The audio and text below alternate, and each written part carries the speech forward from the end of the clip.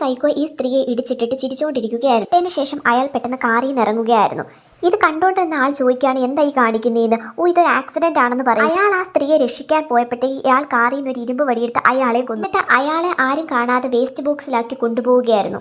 ഇയാൾ ഈ ചെയ്യുന്നതെല്ലാം കണ്ടുകൊണ്ട് വേറൊരാളും അവിടെ നിൽപ്പുണ്ടായിരുന്നു. സൈക്കോ അയാളെ കണ്ടു. അയാൾക്ക് എന്ത് ചെയ്യണമെന്നൊരു പിടിയുമില്ലായിരുന്നു. അടുത്ത ലക്ഷ്യം അയാളായിരുന്നു. അങ്ങനെ അയാളുടെ പുറകെ ഓടുകയായിരുന്നു. അയാൾ പേടിച്ചിട്ട് ഓടി അടുത്തുള്ള വീട്ടിൽ കയറുകയാണ്. അയാൾ ആ വീട്ടിലുള്ളവരോട് സഹായം ചോദിക്കുന്നതിന് മുന്നേ തന്നെ അവൻ അയാളെ കൊല്ലുകയും ചെയ്തു. അയാളെ കൊല്ലുന്ന ആ വീട്ടിലെ ഉടമസ്ഥൻ കണ്ടതുകൊണ്ട് അയാളെ അവൻ കൊന്നു. അടുത്ത വീട്ടിലെ ആൾ മെയിൻ്റെനൻസിന്റെ പണി ചെയ്തുകൊണ്ടിരിക്കുകയായിരുന്നു. എന്തൊക്കെയോ നിലവിളി കേൾക്കുന്ന കേട്ടു. അയാൾക്ക് ആദ്യം മനസ്സിലായില്ല ഇത് എവിടുന്നാ വരുന്നത്. അയാൾ അപ്പുറത്തെ വീട്ടിലോട്ട് ഒളിഞ്ഞു നോക്കുകയായിരുന്നു. ഇവിടെ ഈ സൈക്കോ സാൻഡ്വിച്ച് കഴിച്ചുകൊണ്ട് അയാളെ കൊല്ലാൻ നോക്കുകയായിരുന്നു.